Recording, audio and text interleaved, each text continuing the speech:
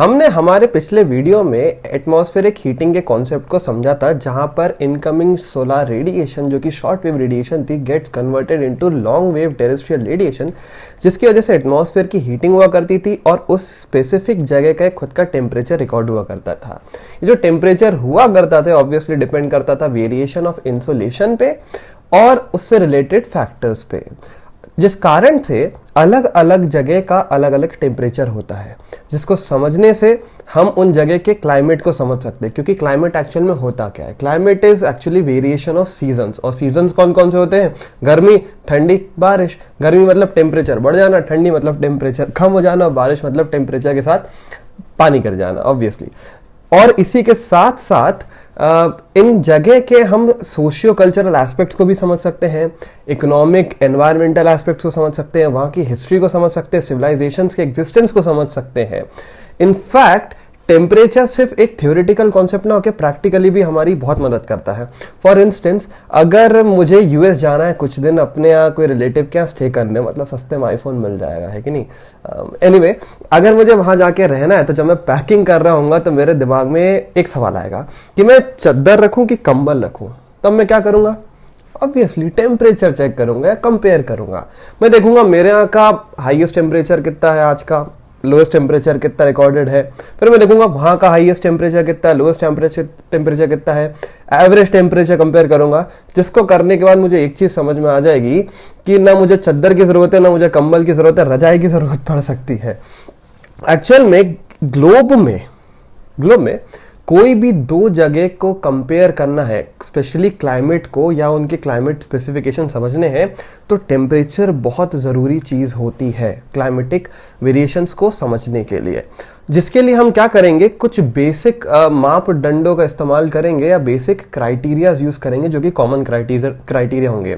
For instance, minimum and maximum temperature. जैसे कि मेरे यहाँ का आज मैक्सिमम टेम्परेचर जो है वो रिकॉर्ड हुआ है, इट्स अराउंड 30 डिग्री सेंटीग्रेड, और जो मिनिमम टेम्परेचर लास्ट 24 आवर्स में रिकॉर्ड हुआ है वो है 20 डिग्री सेंटीग्रेड के आसपास। बाय द वे, मैं आपको एक बात बता देता हूं कि जो आज मेरे यहाँ मैक्सिमम इंसोलेशन रिसीव हुआ है वो हुआ दोपहर के 12 बजे के आसपास।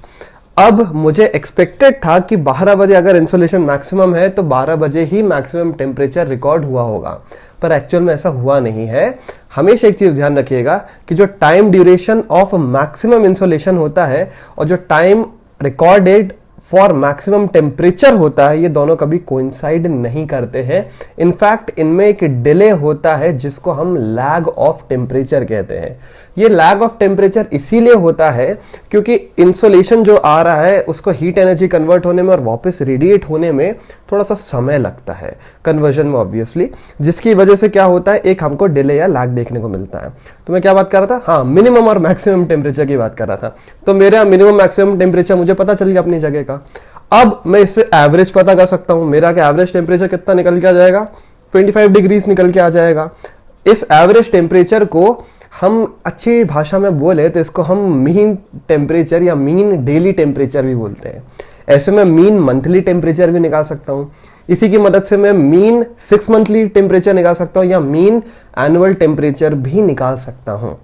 ये कुछ बेसिक क्राइटेरियाज होते हैं। इसी के साथ साथ इन दोनों के बीच का मैं डिफरेंस भी निकाल सकता हूं, that is the difference between maximum and minimum temperature recorded of a day. ये जो डिफरेंस होता है इसको मैं डायरनल रेंज ऑफ टेम्परेचर कहता हूं। इसी तरीके से मैं maximum temperature of the year और minimum temperature of the year के बीच का डिफरेंस भी निकाल सकता हूं, जिसको मैं एनुअल रेंज ऑफ टेम्परेचर कहता हूं। ये डायरनल रेंज ऑफ टेम्परेचर और एनुअल रेंज ऑफ टेम्परेचर, ये दोनों बहुत इंपॉर्टेंट पैरामीटर्स होते हैं for the classification of climates through out the world और क्लाइमेटिक स्पेसिफिकेशंस को समझने में। मैं आपको फिर से एक एग्जांपल से बताता हूं कि जो हॉट डेजर्ट वाला एरिया होता है वहां पर हमेशा डायरनल रेंज ऑफ टेम्परेचर आपको हाई मिलेगा। मतलब मैक्सिमम टेम्परेचर वहां पर अगर 40 डिग्रीज रिकॉर्ड हुआ है दोपहर के समय, तो रात तक आते आते वहां का मिनिमम टेम्परेचर 10 डिग्रीज तक पहुंच जाता है। मतलब डायरनल रेंज ऑफ टेम्परेचर कितना निकला? 30 डिग्रीज निकला। और वही अगर मैं इक्वेटोरियल रीजन को देखता हूं तो इक्वेटोरियल रीजन का कैरेक्टरिस्टिक ही होता है कि लो डायरनल रेंज ऑफ टेम्परेचर। क्यों? क्योंकि वहां पर कभी ठंडी महसूस होती ही नहीं है। ज्यादा से ज्यादा बारिश होगी जिसने थोड़ा बहुत टेम्परेचर गिरा दिया उमस के साथ। तो ये चीज़ होती है, हमारे दो बहुत इंपॉर्टेंट कैरेक्टरिस्टिक्स होते हैं कोई भी जगह के क्लासिफिकेशन के लिए या कंपैरिजन के लिए। अब ये तो विदेशी एग्जाम्पल हो गए, अब मैं अपने इंडिया के एग्जाम्पल्स, सिटीज़ के एग्जाम्पल लेके आपको बताता हूँ कि मैं कंपेयर करूंगा दो सिटीज़ को, पहली मुंबई और दूसरी नागपुर। क्यों? क्योंकि ये लैटिट्यूडनली काफ़ी करीब है as compared to India and USA obviously. इसी कारण से मैं एक्सपेक्ट करता हूं कि इन दोनों के बीच का जो डायगोनल रेंज ऑफ टेम्परेचर होगा, या कंपेयर करता हूं डायगोनल रेंज ऑफ टेम्परेचर को, तो वो ज़्यादा डिफरेंट नहीं होगा, लगभग सेम होगा। पर जब मैं स्टैटिस्टिक्स चेक करता हूं तो मुझे ये समझ में आता है कि नहीं, मुंबई का डायगोनल रेंज ऑफ टेम्परेचर कम है और नागपुर का डायगोनल रेंज ऑफ टेम्परेचर काफ़ी ज़्यादा है। मतलब सिर्फ लैटिट्यूड एक फैक्टर नहीं होता है वेरिएशन ऑफ टेम्परेचर के लिए, कई और फैक्टर्स भी रिस्पॉन्सिबल होते हैं for the variation of temperature. और यदि मैं इन फैक्टर्स को समझ गया तो मैं वेरिएशन ऑफ टेम्परेचर को समझ जाऊंगा, और अगर मैं वेरिएशन ऑफ टेम्परेचर को समझ गया तो मैं ये कॉन्सेप्ट समझ जाऊंगा। अब बाकी तो आप समझदार हैं ही। तो चलिए स्टार्ट करते हैं जल्दी से। सबसे पहले the factors which affect the variation of temperature से।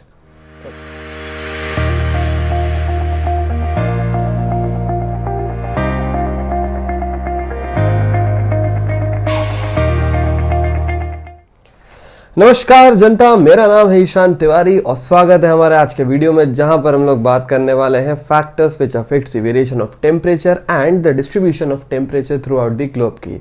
हम जो फैक्टर्स के बारे में बात करेंगे, ये फैक्टर्स के बारे में जल्दी से डिटेल में भी थोड़ी बात करेंगे, थोड़ा एडवांस लेवल पे भी बात करेंगे, क्योंकि अब मैं उम्मीद करता हूँ हमारे, अगर आप लोगों ने प्रीवियस वीडियोज देखे होंगे तो अब ये एडवांस कॉन्सेप्ट आप आराम से समझ जाएंगे और इसका एप्लीकेशन भी आप खुद ही ढूंढ लेंगे और कई क्वेश्चंस भी सॉल्व कर पाएंगे और वो सही भी निकल के आएंगे।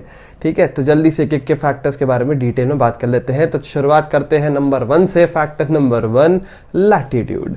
लैटिट्यूडनली हमको पता है कि जिस तरीके से इंसुलेशन वेरी करता है कि इक्वेटर पे अगर हम एब्सोल्यूट मानते हैं और पोल्स की तरफ मूव करते हैं तो वैसे वैसे इंसुलेशन का परसेंटेज कम होता जाता है। तो चूंकि पॉजिटिव कोरिलेशन है टेम्परेचर का विद रिस्पेक्ट टू इंसुलेशन, तो कायदे से टेम्परेचर भी जो है वो, अगर हम पोल्स की तरफ जाते हैं, मूव करते हैं फ्रॉम इक्वेटर, तो कम होना चाहिए और ऐसा ही होता है। बट कहानी में थोड़ा सा ट्विस्ट है। ट्विस्ट ये है कि कायदे से अगर इंसुलेशन मैक्सिमम इक्वेटर पर है तो मैक्सिमम टेम्परेचर भी इक्वेटर पे ही रिकॉर्ड होना चाहिए, पर ऐसा नहीं होता है।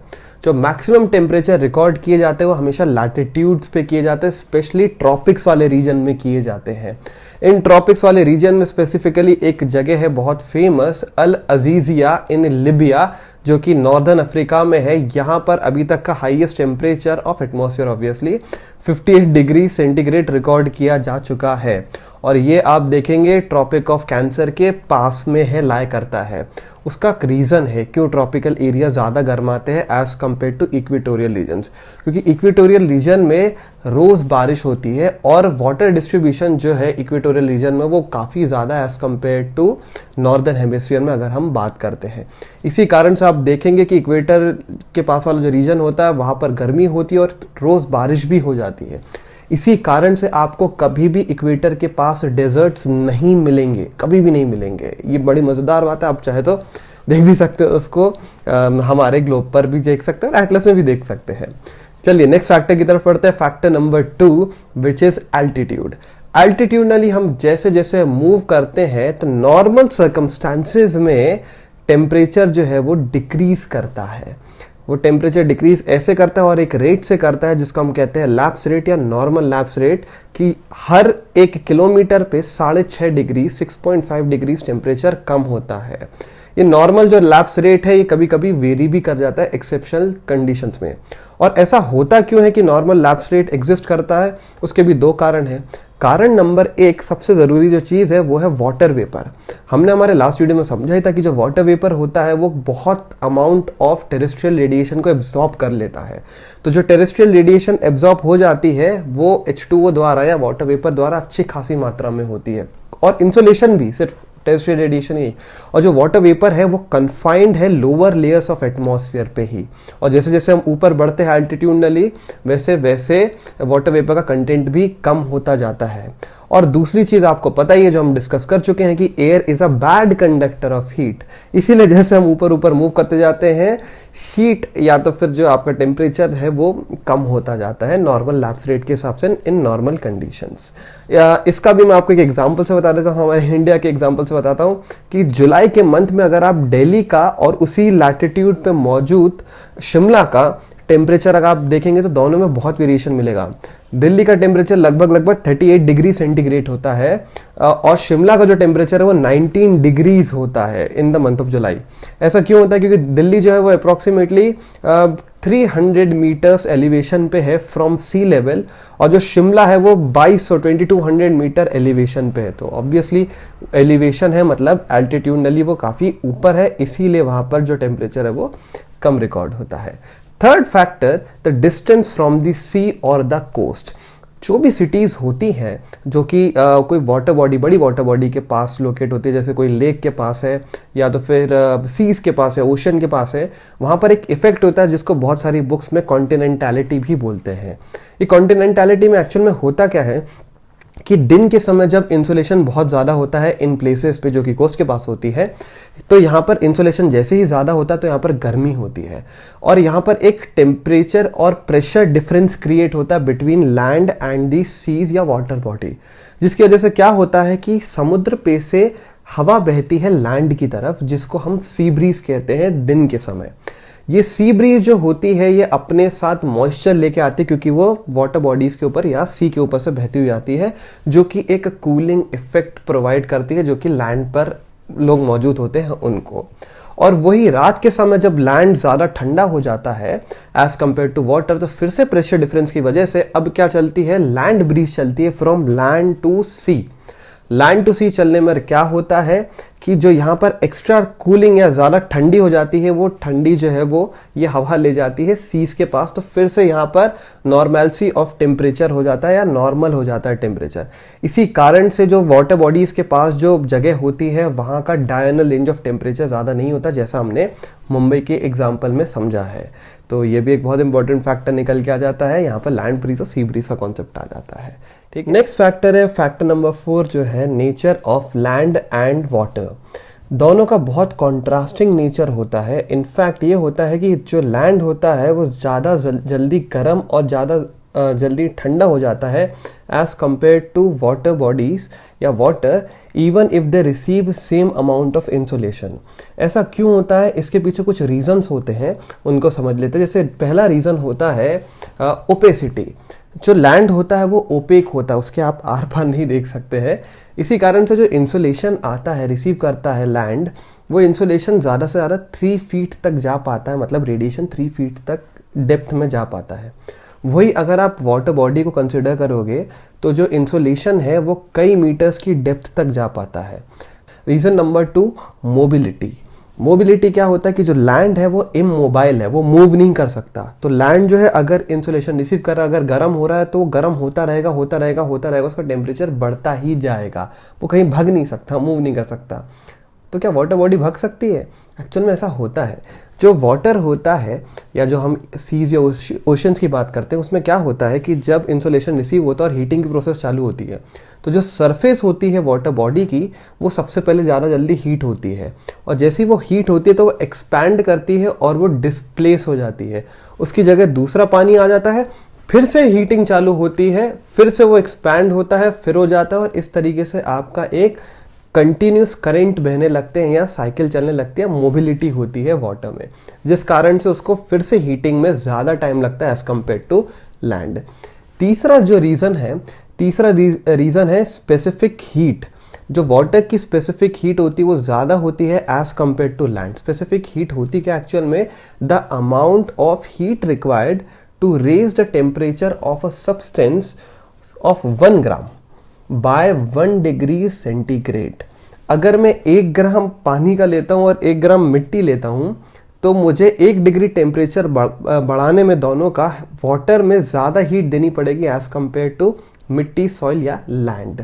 इस कारण से जो है लैंड जल्दी गर्म हो जाता है एज कम्पेयर टू वाटर। जो चौथा रीज़न है इवापोरेशन। क्योंकि लैंड पर ज़्यादा ऐसा कुछ पानी है नहीं, सॉइल में होता है ज़्यादा से ज़्यादा, वो बहुत जल्दी इवापोरेट हो जाता है। तो वहाँ पर इवोपरेशन कम होता है, इसीलिए जो इंसोलेशन होती है, जो रेडिएशन, जो एनर्जी होती है, वो लैंड को जल्दी गर्म कर पाती है। पानी में क्या होता है कि पानी जब गर्म होता है तो गर्मी के साथ साथ वहाँ पर इवोपरेशन होता है। इवोपरेशन का मतलब क्या होता है कि लिक्विड से पानी किस में चेंज हो गया, वेपर में चेंज हो गया। तो यहाँ पर काफ़ी ज़्यादा जो एनर्जी होती है, रेडिएंट एनर्जी होती है, वो गर्म करने के साथ साथ फॉर्म चेंज करने में भी यूज़ हो जाती है। इस एनर्जी को हम लेटेंट हीट भी कहते हैं, जिसको हम अपने सब्सिक्वेंट वीडियोस में अच्छे से डिटेल में समझेंगे। तो ये लेटेंट हीट में आधी से ज़्यादा एनर्जी यूज़ हो जाती है और जो बाकी बचती है वो पानी गर्म करने में लग जाती है। अब एक और चीज़ यहाँ पर आ जाएगी, कनेक्ट करते हैं हम कॉन्सेप्ट्स को, हाँ, कि जब पानी में इवोपरेशन ज़्यादा होगा, वाटर बॉडी में इवोपरेशन ज़्यादा होगा, तो क्या बनेंगे, क्लाउड ज़्यादा बनेंगे।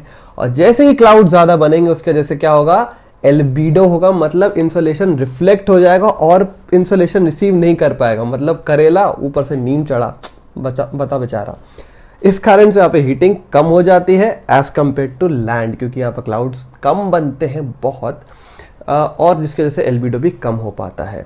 अब यहाँ पर एक चीज़ समझिएगा, बड़ी मज़ेदार और बहुत इंपॉर्टेंट कॉन्सेप्ट।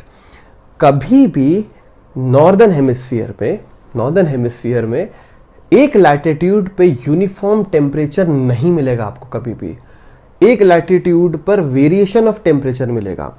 वही जब आप सदर्न हेमिस्फीयर में जाएंगे तो आपको एक लैटिट्यूड पे समान टेम्परेचर मिल सकता है और मिलता भी है। उसका रीज़न ये है कि नॉर्दर्न हेमिस्फीयर जो है वहाँ पर लैंड मास ज़्यादा कंसंट्रेटेड है, और वो भी लैंड मास डिफरेंट टाइप का, रिलीफ डिफरेंट टाइप के, जिसकी वजह से क्या होता है, डिफरेंशियल हीटिंग होती है अलग अलग जगह के लैंड मासेस की। इसीलिए हमें अलग अलग वेरिएशन मिलता है टेम्परेचर का over the same latitude northern hemisphere में as compare to southern hemisphere में, क्योंकि सदर्न हेमिस्फीयर में वाटर बॉडी का या पानी का ज़्यादा अच्छा यूनिफॉर्म डिस्ट्रीब्यूशन है। ये बात ध्यान रखिएगा, बहुत इंपॉर्टेंट और बहुत मज़ेदार फैक्ट है। चलिए नेक्स्ट फैक्टर की तरफ बढ़ते हैं। जो अगला फैक्टर निकल के आता है वो है oceanic currents. Oceanic currents action में होता क्या है कि हमारे जो लोअर लैटिट्यूड्स होता है उसमें गर्मी ज़्यादा होती है, तो हमने अभी जैसे समझ ही लिया कि वाटर डिस्प्लेस होता है, तो ये वाटर सिर्फ गर्मी के कारण नहीं और भी कई फैक्टर्स की वजह से मूव करता है, डिस्प्लेस करता है, जैसे कि डेंसिटी डिफरेंस की वजह से, सैलिनिटी की वजह से, विंड्स की वजह से। तो क्या होता है कि जो पानी है जो इक्वेटर के पास है वो आपका कहाँ जाता है, पोल्स की तरफ जाता है। जो पोल्स का पानी है वो वापस इक्वेटर के पास आता है। अब ऑब्वियसली जो इक्वेटर के पास वाला जो पानी होगा वो ज़्यादा गर्म होगा एज कम्पेयर टू पोल्स के पास वाला, क्योंकि वहाँ पर टेम्परेचर कम है। तो ये जो सर्कुलेशन एक डेवलप हो जाता है through out the globe, through out the earth, oceanic water का, इनको हम ओशियानिक करेंट्स कहते हैं। तो कभी हमें ठंडा पानी मिलता है कहीं पे हमें गर्म पानी मिलता है, मतलब वार्म ओशियानिक करेंट्स और कोल्ड ओशियानिक करेंट्स। अब इनका अलग अलग सिग्निफिकेंस निकल के आ जाता है। फॉर इंस्टेंस अगर मैं फिनलैंड की बात करता हूँ तो फिनलैंड में काफ़ी बर्फ जमी रहती है, उसके बाद भी वहाँ के जो पोर्ट्स हैं, जो बंदरगाह है, वो आइस फ्री मिलते हैं हमको, वहाँ पे बर्फ़ नहीं मिलती है। क्यों? क्योंकि एक वार्म ओशियानिक करंट जो कि गल्फ स्ट्रीम होता है वो वहाँ पर जाता है और गर्म पानी बर्फ़ को पिघला देता है। वैसे ही क्या होता है, इसका उल्टा एक समझिएगा चीज़ को, कि जितने भी कॉन्टिनेंट्स का वेस्टर्न पार्ट है, जितने भी कॉन्टिनेंट्स का वेस्टर्न पार्ट है, वहाँ पर आपको हमेशा कोल्ड ओशियानिक करंट मिलेगा, ठंडा पानी मिलेगा। और जो कोल्ड ओशियानिक करंट होता है वो क्या करता है, वो डेसिकेटिंग इफेक्ट प्रोड्यूस करता है, जिसकी वजह से आपको डेजर्ट्स मिलते हैं।